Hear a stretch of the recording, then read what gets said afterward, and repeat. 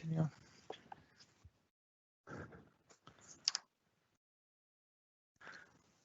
Góðan daginn og velkomin á Umhverfisvarpið. Nú ætlar Hákon að fjalla störf landvarða. Í hverju eru þau fólgin?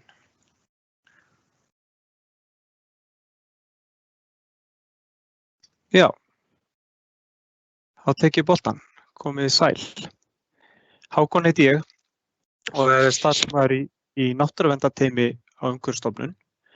Ég ætla að veita ykkur aðeins innsýn inn í störf landvarða sem eru mjög fjölbreytt. Ég hef sjálfur starfað í landvörslu meira og minna síðan árið 2006.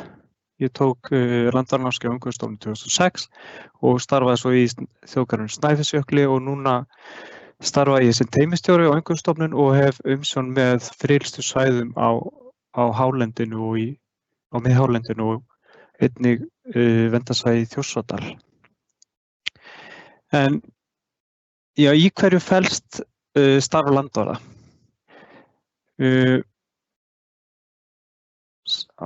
Hvað kemur upp í hugan á ykkur? Hvað gera landverðir í raun og veru? Þeir sinna mjög fjölbreyttum störfum. Þeir eru að fræða, upplýsa, leiðbeina, aðstoða við rannsóknir, sinna björgunarstörfum, landgræðslu og viðhaldi innviða, minjaeftirliti, ræstitæknar, þeir sinna stundum slökkviliðsstörfum og stór þáttur þeirra vinna í náttúrutúlkun, sinna smíðavinnu og svo framvegis. Þetta er lengi að telja. Þeir næstu geta allt. En ég ætla aðeins að fara bara út í heim, bara vítt og breitt.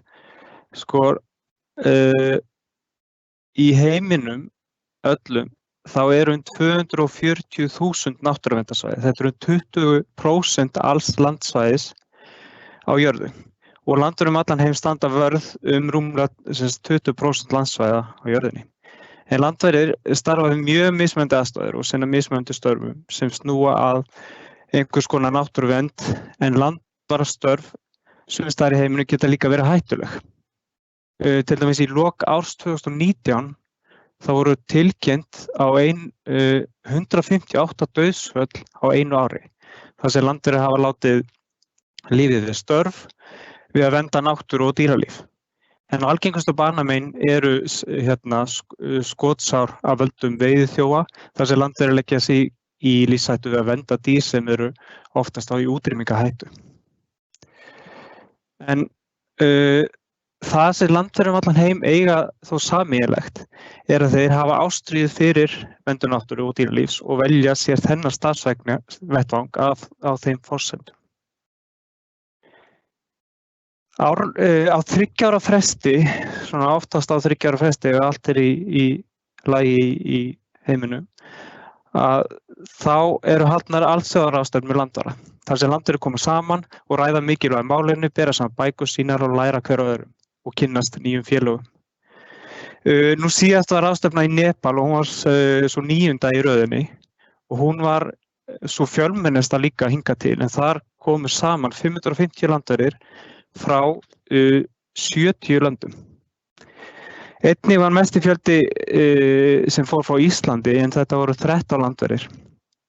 Á þessar ráðstefnu var eitt af 7 þemum konur í landvörslu, en konur eru almennt í meirihluta hér á landi í landvörslu, en það á ekki almennt við í heiminum.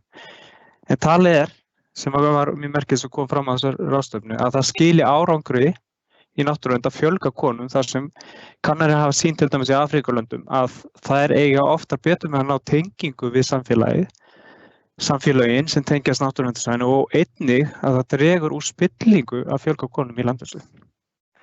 Mjög áhugavert.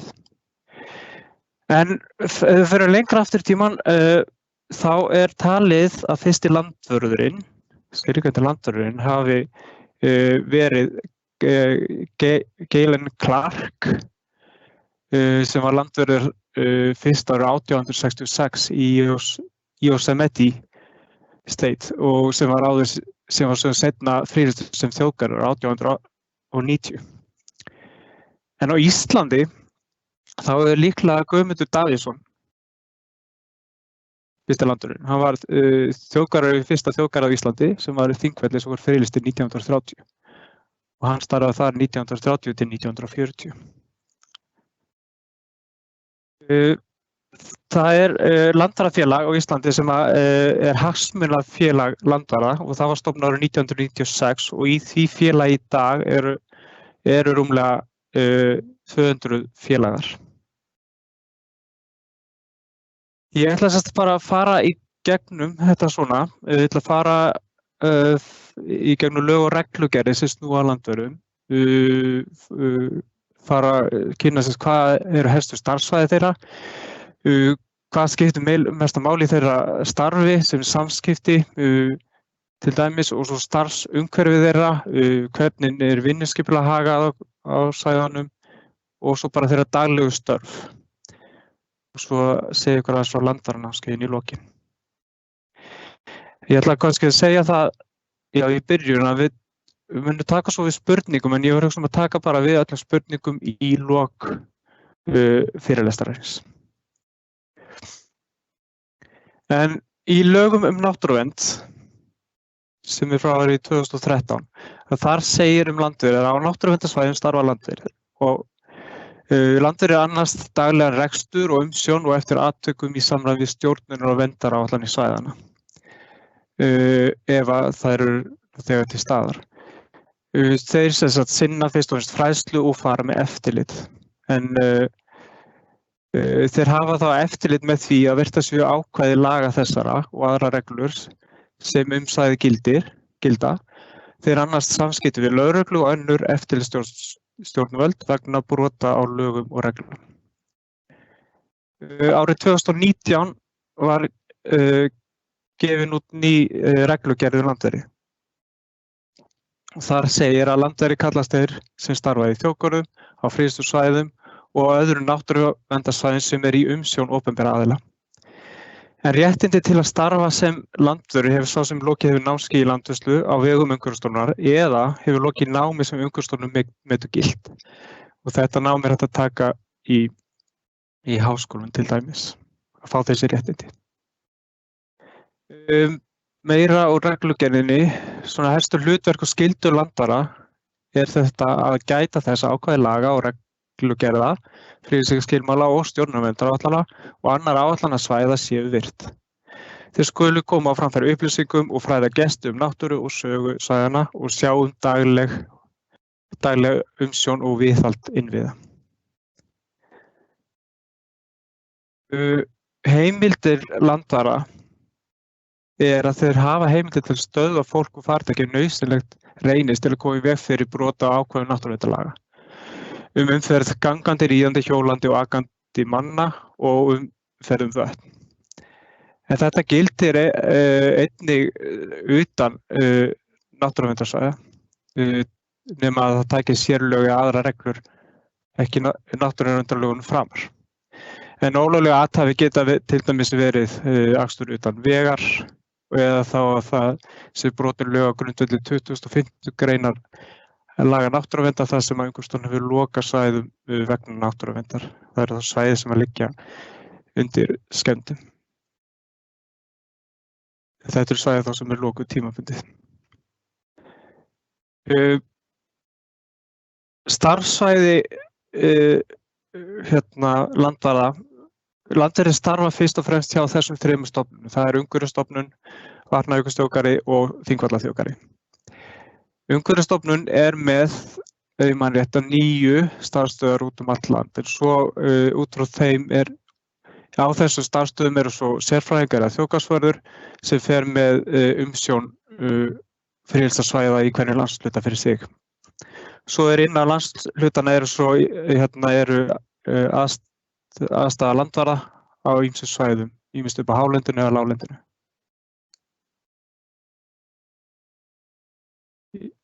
Já, en landvarsla, flestir landverðir starfa yfir sumartímann, en þá fjölgar landvörðum ansi mikið og það eru svona gróflega áætlað að það yfir þegar mest þá yfir 100 landverðir sem að starfa á friðlýstum svæðum. Heilsárslandvarsla alltaf að aukast og ég ekki með nákvæmlega tölu í dag yfir hvað margir heilsárslandverðir, en þeir eru alveg einhverju, já, þeir eru örugglega upp í annan tug landara. Landverðir starfa á náttúruverndarsvæðum og það er forsenda og útgangspunktur, náttúra og umhverfa forsenda og útgangspunktur í störfum landvara. Landverðir þurfa að þekkja sérstöðu svæðanna og verðmæti þeirra, náttúrufar, menningarminjar og einnig þekkja veikleika og styrkleika svæðanna.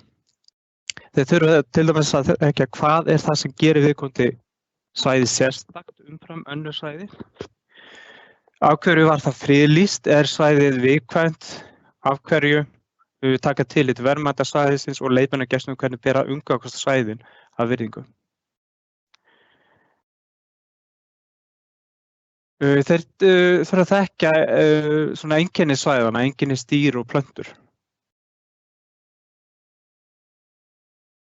Samskipti er mjög stór þáttur í starfi landvara. Þeir snúa meira og minna samskipti og færni í samskiptum, skiptir því miklu máli. Landverðir eiga samskipti við hvorn annan, hvor aðra, við sína yfirmenn, við gesti svæðanna, íbúa þeirra, ýmsa hagsmunaaðila sem eiga mikið undir tilveru svæðanna. Gestir náttúruverndarsvæða koma á þessi svæði í margvíslegum tilgangi. Margir koma þangað til að eyða tíma með fjölskyldu og vinum, sækjast eftir útivist, afþreyingu, áskorunum, einveru eða forðast annríki, en oftast er það þó náttúran sem heillar. Gestir sækjast eftir að sjá, þeir sækjast eftir að fá upplifun og fræðast einstök náttúruverðmæti, einnig hafa sögur og menningarverðmæti mikið aðdráttarafl. Landverðir í hlutverki gestgjafans þegar kemur að náttúruverndarsvæðum. Þeir taka vel á móti gestum með góða leiðbeiningar og upplýsingar svæðin og í allum samskiptum sínum við gesti sína landverðir traust og trúverðugleika og eru vel að sér í verðmætum og sögu svæðanna. Og reglur sem þar gilda og leitast ávallt við að koma fram við gesti af virðingu og kurteisi. Það geta þó komið upp aðstæður sem betur fer ekki og oft þar sem landverðir þurfa að sýna gestum ákveðni og koma í veg fyrir ólöglegt athæfi eða eitthvað sem hefur neikvæð áhrif á verðmæti svæðanna eða aðra gesti á svæðinu. En sem betur fer þetta ekki mjög algengt. Það skiptir mjög miklu máli að vera að landverðir séu í góðum tengslum við samfélagi, í samstarfi við heimamenn. Og þetta getur verið breytilegt á milli svæða, hvort að svæðið sé nálægt við þéttbýli, landið í einkaeigu eða það séu rekstraraðilar innan svæðisins. Friðlýst svæði, þau geta verið í eigu ríkisins, sveitarfélaga eða einkaaðila, öll tilheyra þó sveitarfélögunum. Í þeim samfélögum eru oft íbúar sem láta sig svæðið varða, sumir íbúar hafa beinar tekjur af þeirri starfsemi og þjónustu sem framfer innan friðlýstu svæða eða í jaðri þeirra. Aðrir íbúar hafa hagsmuna að gæta innan svæðanna sem segir vegna eignarréttar, beitar eða annarra hlunninda. Og landverðir taka tillit til íbúa svæðanna og leitast við að rækta gott samband við samfélagið.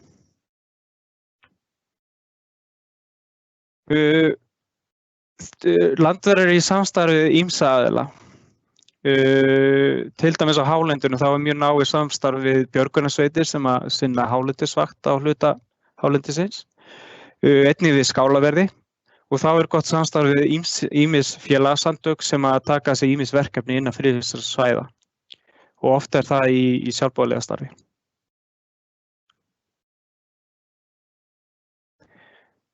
Fyrir að ná starfsumhverfi landvara, það vinnuaðstaða, vinnuumhverfi og vinnuskipulag.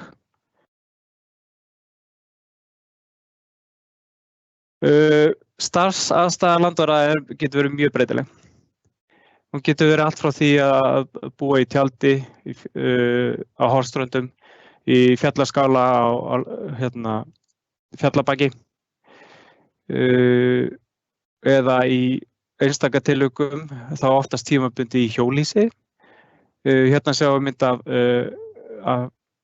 húsi að Háey í Dyrhólaey sem er gömul fjárhús sem var breytt í íbúð fyrir landverði. En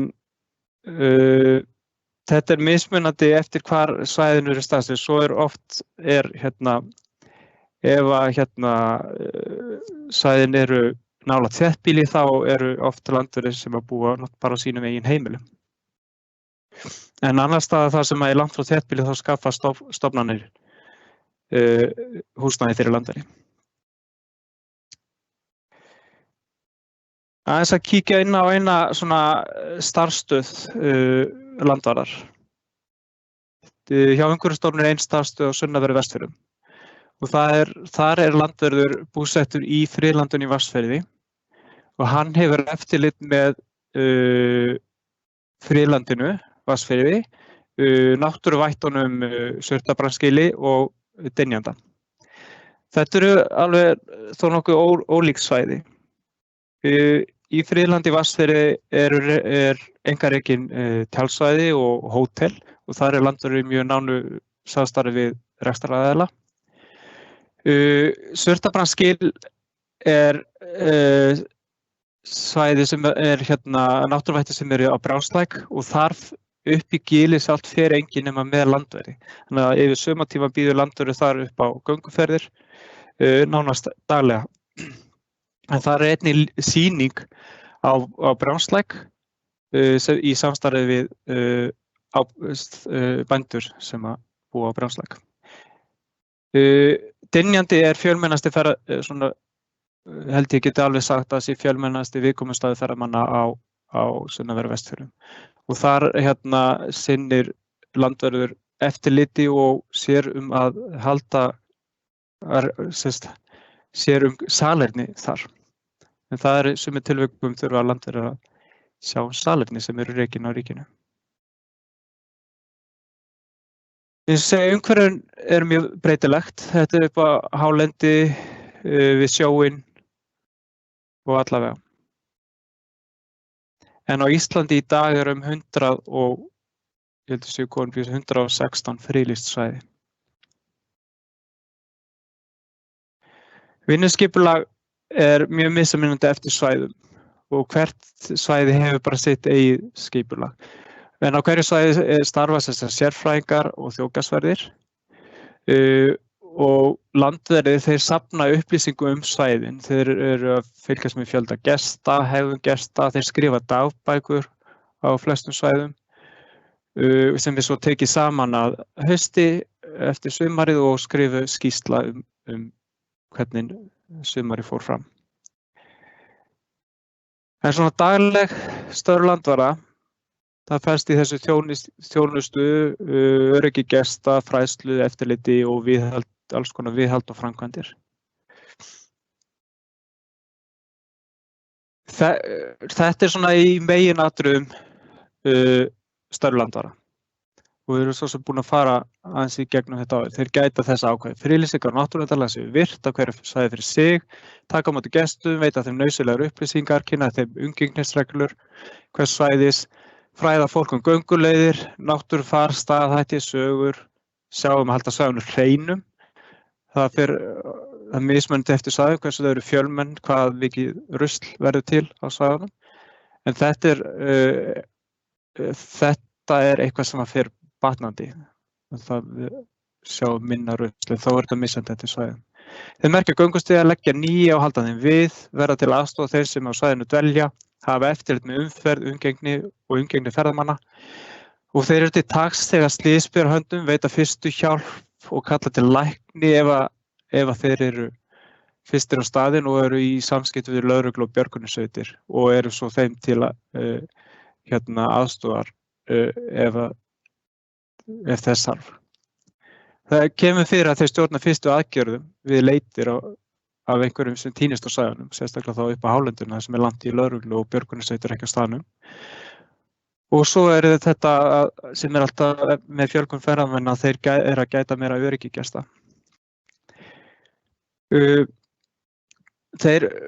Landverðir veita mikilvæga þjónustu. til gestas á svæðunum. Gestir fyrirlestasvæða eiga það sameiginlegt að þeir sækjast eftir jákvæðri reynslu sem skiptir það máli. Þeir heimsækja svæðin á sínum eigin forsendum þar sem fyrir reynsla, menntun og gildismat hefur áhrif á hvernig þeir upplifa svæðin og hvernig þeir tengjast þeim persónulegum böndum. Það er svolítið í hlutverki í landvarða að koma þessar tengingu á milli gestasvæðana og náttúrunnar. Þegar erlendi gestir eru spurðir hvað hafi ráðið för þeirra til Íslands, þá kemur náttúra landsins oftast upp. Friðlýst hafa að geyma einstaka náttúru, það er ástæðan fyrir því að þau eru friðlýst. Og á mörgu þeirra kemur mikill fjöldi ferðamanna. Hversu mikill fjöldi ræðst að stóru hluta því hvort það sé nálægt höfuðborgarsvæðinu og aðgengi að svæðinu, en einnig eru til fjölfarnir staðir langt utan höfuðborgarsvæðisins. Þetta eru ólíkir hópar sem heimsækja svæðin og fer samstending gesta einnig eftir hversu aðgengileg svæðin eru og eftir hvers konar upplifun ferðamenn eru að sækja. Sumir kjósa óaðgengileg svæði og fáfæni svæði á meðan aðrir fylgja straumnum og fjölsótta ferðamannastæði. Þegar ég byrjaði í landvörslu árið 2006 þá voru rétt rúmlega 400.000 ferðamenn sem komu til landsins. Við náðum toppnum árið 2018 þegar fór upp í 2.300.000 og rúmlega tæplega 2.350.000.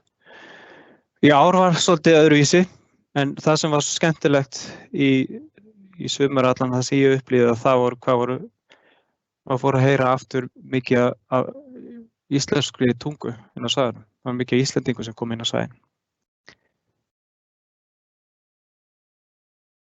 Svæðin eru mismunandi.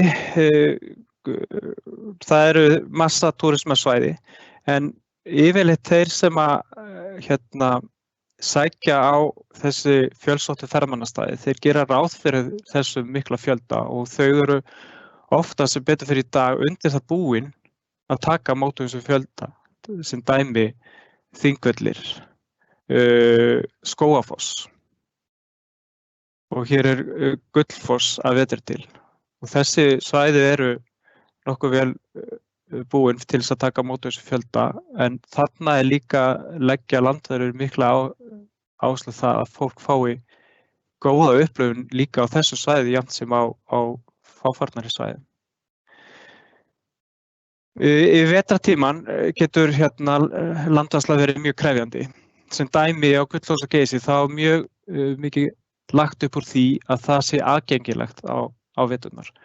Og þar sjá landverðir það að halda göngustígum opnum, ryðja þá og bera sand og salt eftir þörfum, þar sem þessi þörf. Það er á mörgum svæði sem að landverðir sinna salernum, sinna þrifum og þeim og jafnvel viðhaldi, og ég held að eitt það sem að ég hef lært mjög vel í þessu starfi að það er að sinna salernum, og ég held ég sem sérfræðingur í salernmálum. Ég held að margir landverðir geta sammælst mér í því. Á einstaka svæðum eru tjaldsvæði rekin af ríkinu og þar starfa þá landverðir og sjá rekstur tjaldsvæðana, en oftast eru þetta, ég held ég geti sagt, eru þetta svæði sem eru einkarekin, og þetta eru til dæmis tjaldsvæði sem eru í Friðlandinu í Vatnsfirði sem eru ekki einkaaðilum og svo tjaldsvæði upp í Landmannalögum sem eru ekki að Ferðafélag Íslands. Öryggi gesta með fjölgun ferðamanna þetta stór þáttur í starfi landvarða. Þeir þurfa að vera með skyldihjálparréttindi. Það er skilyrði til þess að starfa sem landvarðar og það er kostur að þeir séu með námskeið í fyrstuhjálp í óbyggðum, sérstaklega þeir sem að starfa á hálendinu. Þeir eru mjög miklu samskiptum við lögreglu og björgunarsveitir og svo Safe Travel sem að í gegnum árin hefur veitt svona upplýsingar aðstöðu og stöðu á svæðunum með tilliti til veðurfars og svo framvegis og hvernig ástand vega og svona ýmislegt. En Landverðum boðið á hverju ári að sitja námskeið í skyndihjálp, en auk þess verða landverðir að þekkja vel til öryggismál á sínum svæðum. Einstök svæði hafa gert sína eigin öryggisáætlanir sem landverðir þurfa þá að kynna sér og hverjum stað viðeigandi öryggisbúnaður bæði í húsum og bílum. Fjarskipti og fjarskiptatæki eru mismunandi eftir svæðum. Tetra alltaf meira og meira að taka yfir, en svo eins og ákveðnum svæðum sem að það ekki endilega hægt að nota tetru eins og Hornströndum.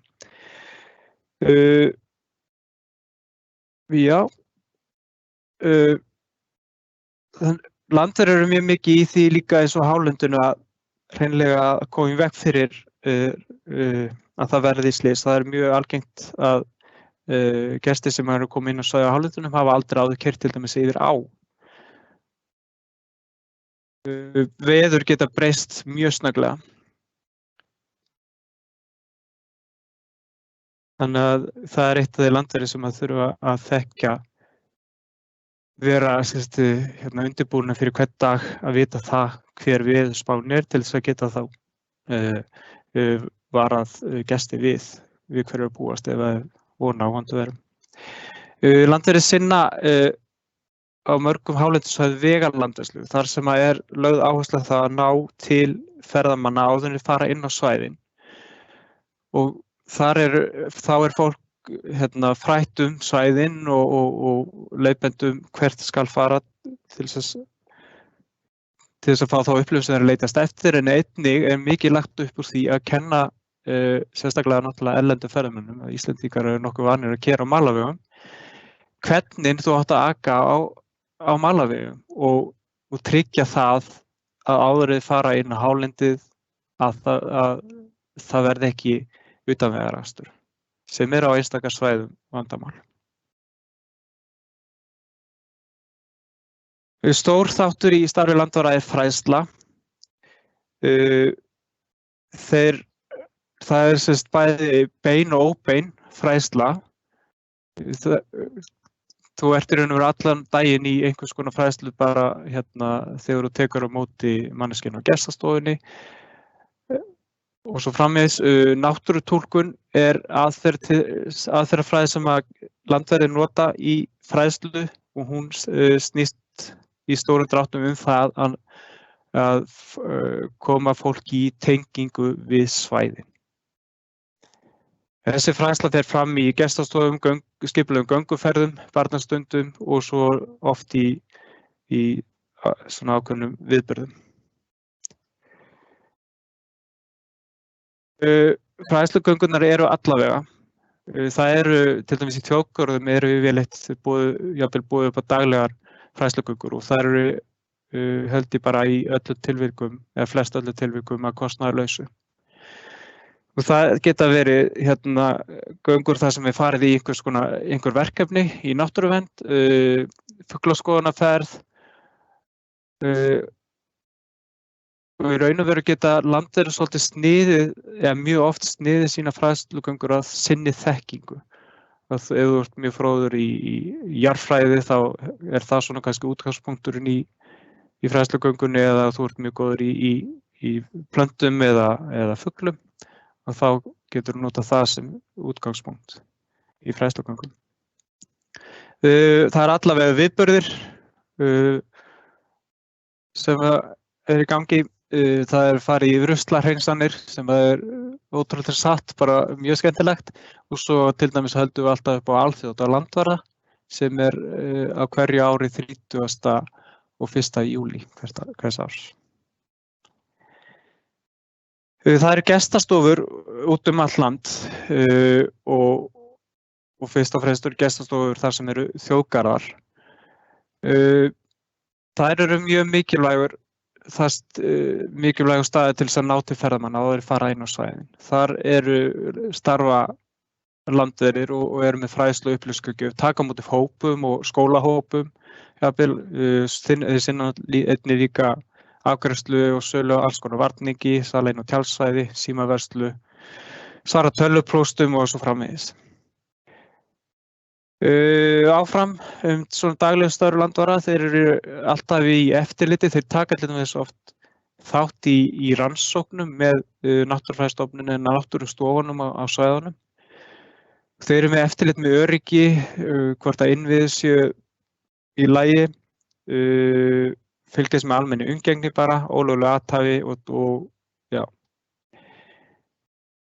Þau eru mikið í því að til dæmis að taka niður vörður, afmá ummerkið þar sem búið að raða upp steinum, tína rusl og svo að vísa fólki á rétta staði til þess að tjalda, sem dæmi.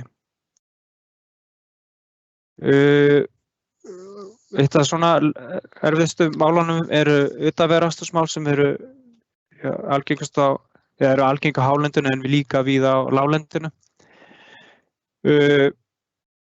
En besti árangurinn í því að koma að kenna fólk, eða sérstaklega eftir að fólk sé að aka utanvegar þegar búið að gera einu sinni, að fá fólk hreinlega til þess að laga eftir sig. Og það oft hægt ef að skemmdirnar eru ekki mjög alvarlegar, að þá er fólki boðið upp á það og þá losnar það við sektir og það verður til þess að jafnvel það kemur aldrei til með að gera þetta aftur. Það fer oft mikið tími í viðgerðir eftir utanvegaakstur. Og það náttúrulega fyrst og fremst á grónusvæðum sem mjög erfiðara að gera við en einfaldara á ógrónusvæðum. En það mikilvægt að afmá för á ógrónusvæðum til þess að svo komum við eftir það að aðrir fylgja á eftir. Svo hafa landur líka eftirlit með leyfisskyldum framkvæmdum og athöfnum. Það eru leyfi sem þú ert að sækja til þess að vera með til dæmis kvikmyndatöku inn á friðustu svæðum eða einhvers konar athafnir. Þá áður en þessi leyfi eru gefin út, þá eru gert metið hvort að framkvæmdin hafi einhver neikvæð áhrif á náttúru eða lífríki og út frá því metið hvort að hvert og eitt hver og einn kvikmyndataka eða athöfn fær leyfi til þess að vera með það sem þau ætla sér. Við fylgjumst með vegum og erum í miklu samskipti við Vegagerðina ef þarf að bregðast við. Svo stór hluti líka af vinnunni þessi viðhald og á göngustígum fyrst og fremst. Lokun og villustígum og græða þá upp og svo stigur stór þáttur í vinnunni og örugglega einn af þeim skemmtilegri að fara í langa göngur með stigur og viðhalda þeim með að setja nýjar og mála þær og allavega. Stýring og umferð, það mjög mikilvægt að leið og við þurfum að sjá að það sé gengin út að stíga eða náttúran liggur undir skemmdum að þá reynt að grípa inn í strax og stýra umferðum svæðin og þetta náttúrulega sérstaklega á svæðum þar sem mikill fjöldi ferðamanna. Áfram viðhald og uppbygging göngustíga. Í dag þetta stórum hluta gert af verktökum en áður fyrir var þetta mjög stór þáttur í landvarðarstarfinu að leggja göngustíga og viðhalda þeim. En Umhverfisstofnun rekur svona sjálfboðaliðastarf þar sem við fáum á hverju ári sjálfboðaliða alls staðar á heiminu sem að leitast eftir því að koma og vinna í náttúruvernd. Og landverðir vinna mikið með sjálfboðaliðum á friðustu svæðum og þeirra megin hlutverk sjálfboðaliðanna stærsti þáttur í þeirra vinnu að vinna við göngustígagerð og viðhald á göngustígum. Þeir eru fyrst og fremst í viðhald en ekki ekki að leggja göngustíga í dag. Svo það bara haustverkin, taka niður girðingar, koma búnað í skjól og svo vorverkin eins og hálendinu og þarf að kanna hvenær orðið fært inn á svæðin, setja upp brýr og allavega. Þá fer þess að ljúka en svona lokum. Það langar mig bara að segja frá að á hverju ári heldur Umhverfisstofnun landvarðanámskeið. og næsta námskeið núna í febrúar. Það verður í ljósi aðstæðna, þá verður það allt í fjarnámi. Einhver hluti að því verður staðbundin vítt og breytt úr landi þar sem við verðum unni í minni hópum. En þið getið fengið nánari allar upplýsingar það inn á ust.ust.is, inn á heimasíðu umhverfisstofnunar. Þar á forsíðunni núna mikið efni landvarðanámskeið. En námskeið spannar sem sagt 110 klukkustundir sem raðast niður á 4 vikur á tímabilinu 4. til 28. febrúar. Nemendur sem ljúka landvarðanámskeið ganga fyrir landvarðastörf í þjóðgörðum og öðrum friðunarsvæðum. Umhverfisstofnun hefur yfirumsjón með námskeiðinu en kennarar koma jafnt frá öðrum þjóðgörðum og víðar annars staðar að. Allmargir landir eru ráðnir til starfa á friðunarsvæðum á hverju ári og þessi störf eru yfirleitt auglýst í kjölfar landvarðanámskeiðsins eða því lýkur eða í einhvern tímann í febrúar. En þeir sem ljúka landvarðanámskeið öðlast þessi réttindi til að starfa sem landverðir og ganga þeir fyrir að jafnaði í ráðningu á störfum landvarða. En eftirspurn eftir landvörðum og framboð reyndra landvarða ræður mestu hve margir nýútskrifaðir fá vinnu að sjálfsögðu og námskeið er því ekki trygging þess að hljóta vinnu á friðunarsvæðum en möguleikarnir eru mun meiri. Þannig að við hvetjum þá sem hafa áhuga að starfa í landvörslu og ekki komið landvarðrétt að sækja þessi námskeið. En þau eru mjög eftirsótt þannig að ég hvet ykkur til þess að vera snögg til. Þá held ég sé búinn með þetta og ef það eru einhverjar spurningar þá er ég tilbúinn að taka við þeim.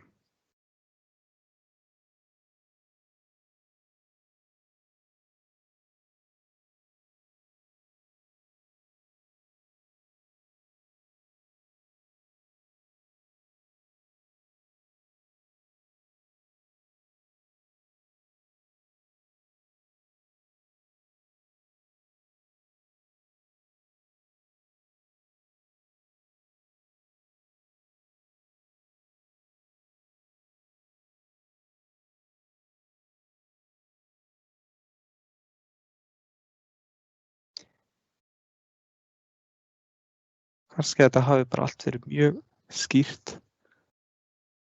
Þá lít ég hafa gert þetta bara nokkuð vel.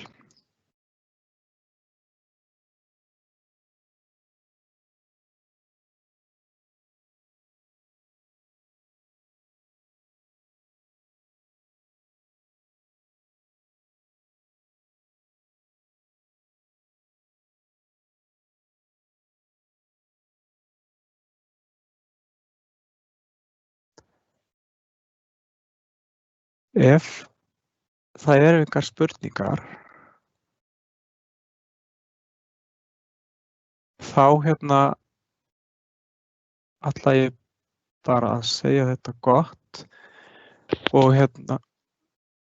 fyrirgefðu, Hákon, það var að detta inn ein spurning hjá okkur.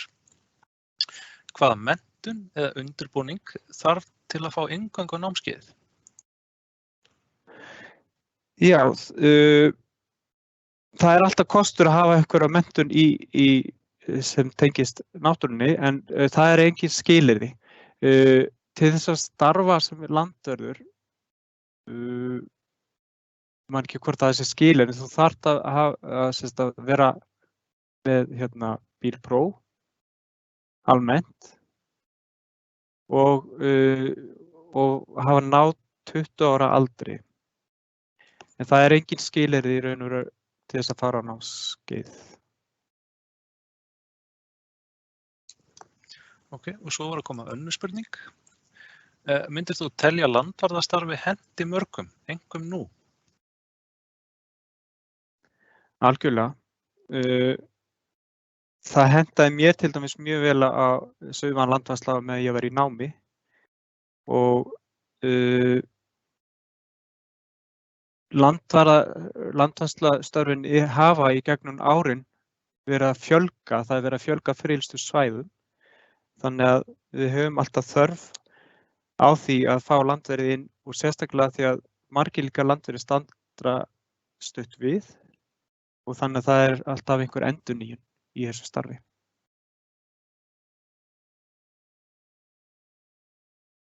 Það er ekki konar fleiri spurningar að sinni, þannig að ég veit ekki hvort ég að einhverja að gefa þessu mínútu eða 2 árum við, klárum útsendinguna.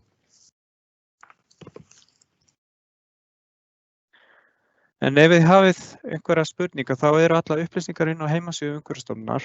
Ef þið hafið spurningar sambandi við landvarðarstarfið, þá er gefið þar upp bæði símanúmer og netfang. Þannig að endilega sendið inn. En landvarðarstarfið verður auglýst núna fljótlega. Þannig að fylgist með því. Það var að detta inn ein í viðbót. Það er menntun metin til forgangs á námskeiðið? Það er ekkert í reglugerð sem segir það að það þurfa að gera það. Þannig að, í fljótu bragði er það ekki. Ég held ég sé að fara með rétt með þar. Það var ekki komin að fleira spurningar í bili. Það var að detta, það er komin 2 núna, ok. Fyrsta eða fyrri, er góð hugmynd fyrir fólk sem á bústaði á vernduðum svæðum að fara á landvarðanámskeið? Klárlega. Það er mikill kostur að fá fólk sem að þekkir til svæðana að starfa á þeim svæðum. Þannig við hvetjum fólk sem er með heimabústað í eða í nágrenni við náttúruverndarsvæði og líka fólk sem býr í nágrenni við náttúruverndarsvæðin, að fólk úr héraði til þess að starfa á svæðanum. Ekki spurning. Og svo er önnur spurning, ef þú búin að svara alveg henni. Já. Geti nýtt starfsmenntastyrk eða aðra styrki til að greiða fyrir landvarðanámskeið? Já, þú ætti að geta það og ég veit að til dæmis mörg stéttarfélög styrkja þessi námskeið. Já.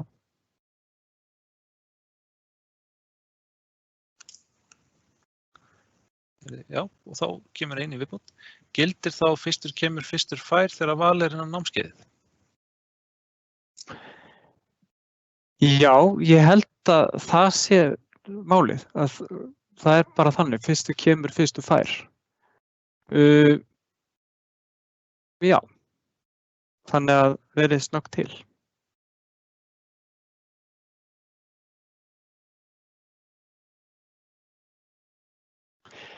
Ef ég svara spurningu varðandi landvarðarstarfið ekki mjög skýrt, þá er hún Kristín Ósk með netfangið sitt inn á heimasíðu Umhverfisstofnunar þar sem að vera auglýsa landvarðanámskeið og hún getur svarað þá skýrar þeim spurningum.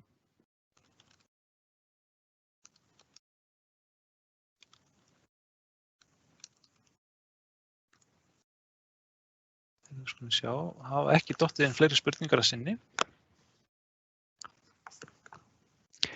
Þá þakka ég bara fyrir mig og hlakka til að sjá ykkur landveri út í feltinu. Takk fyrir. Takk fyrir sömuleiðis.